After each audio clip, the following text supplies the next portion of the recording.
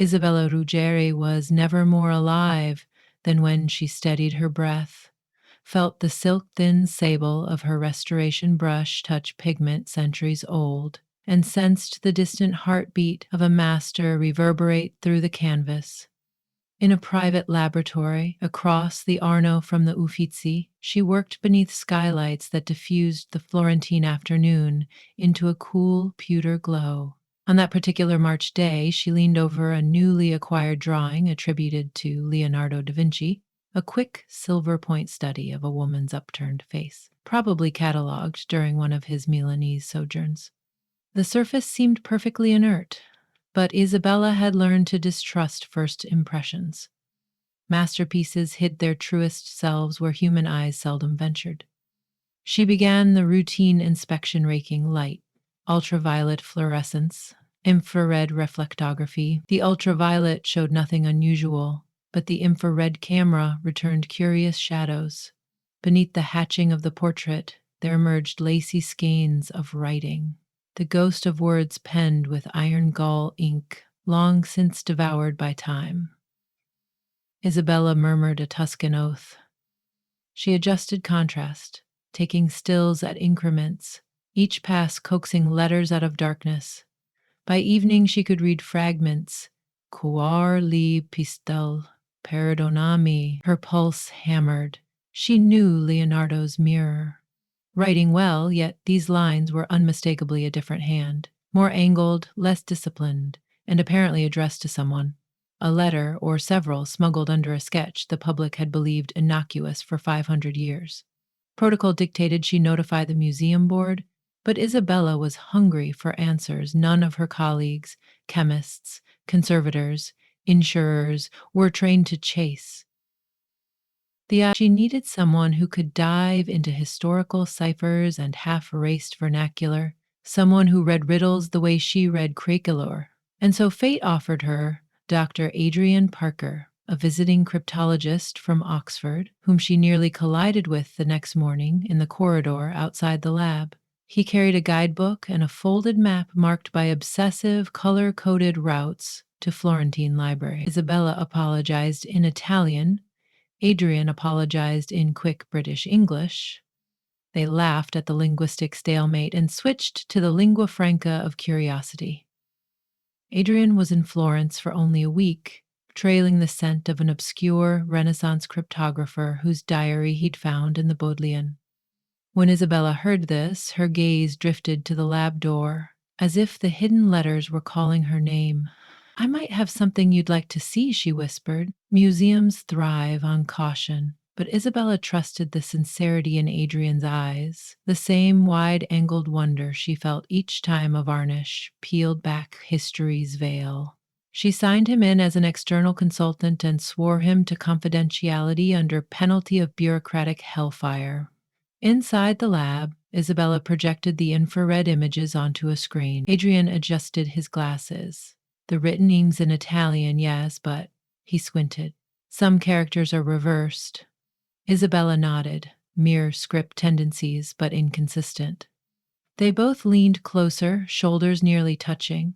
The letters were shredded by time, consonants missing, jaws, vowels clipped at the knees, entire phrases eaten by the graphite of Leonardo's hatching. Adrian photographed the monitor, then enlarged a quadrant. Voleo cuprubeo. Fre le ombre. Isabella finished aloud.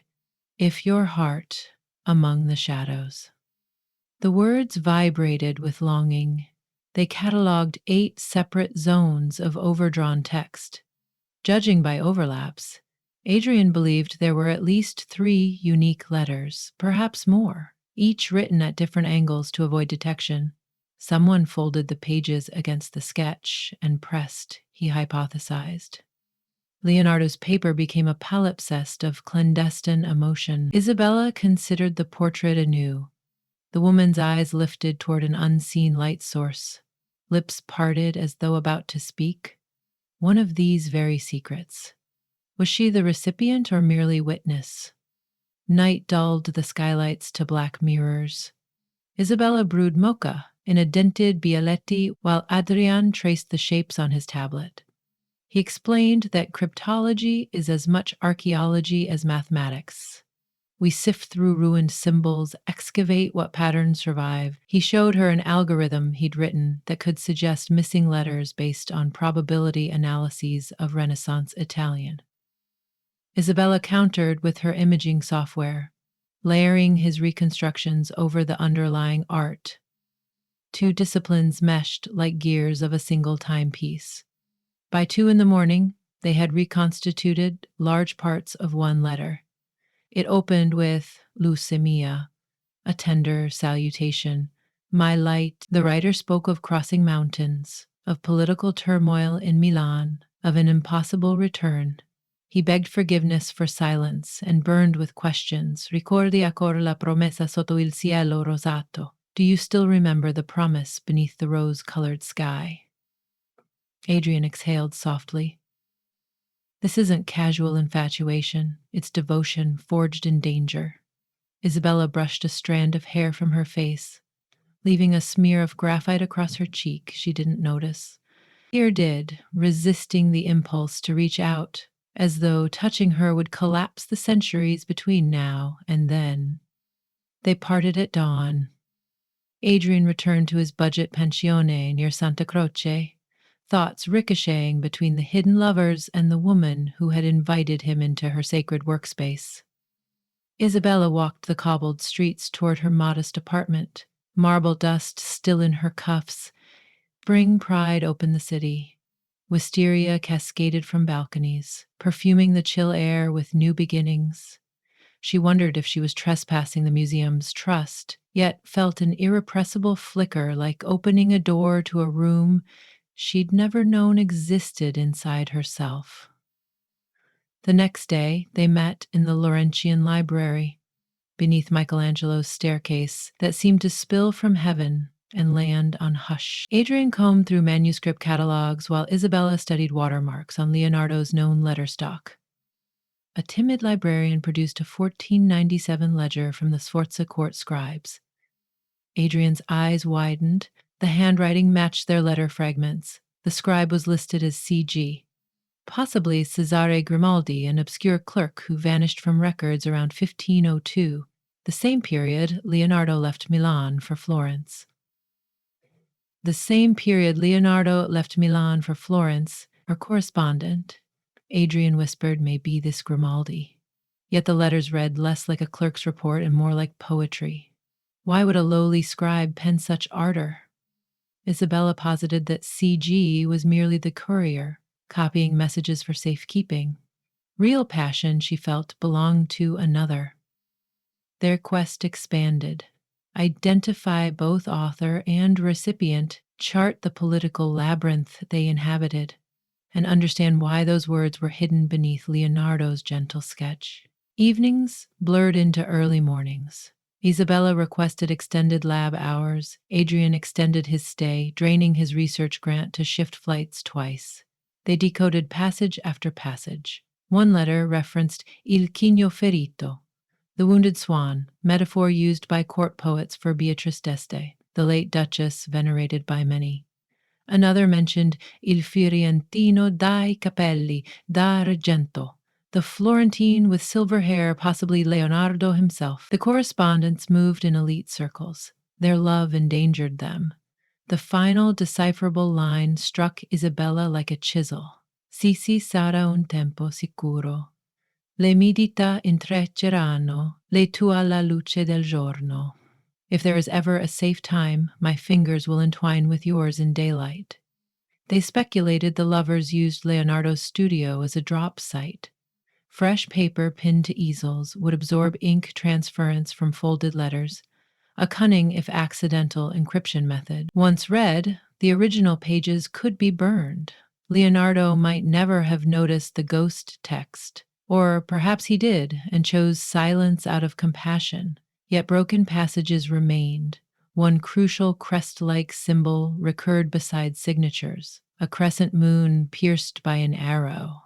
Adrian recognized it from his Bodleian diary, an emblem used by a clandestine society of scholars advocating republican rule over ducal tyrannies. Suddenly, the correspondence wasn't merely romantic, It was political conspiracy woven into tenderness.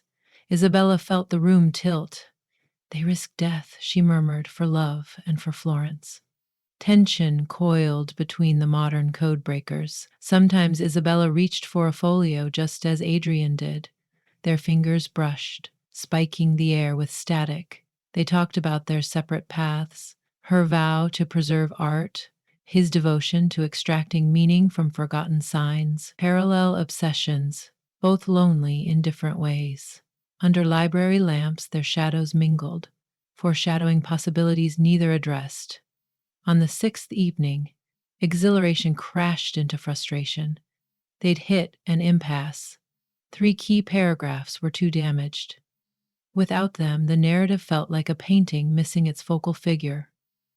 Adrian confessed he might have to leave. His revised ticket loomed 2 days away. Isabella surprised herself by placing a hand on his sleeve. Non me lo perdonerei, she said softly. I would not forgive myself if we stop now. That night she took a desperate measure. Museum policy forbade removal of works under restoration, but she smuggled high-resolution digital plates home on a flash drive. At her apartment, they sat amid chaotic stacks of her father's antique score sheets. He'd been a conductor, and ate takeaway ribolita.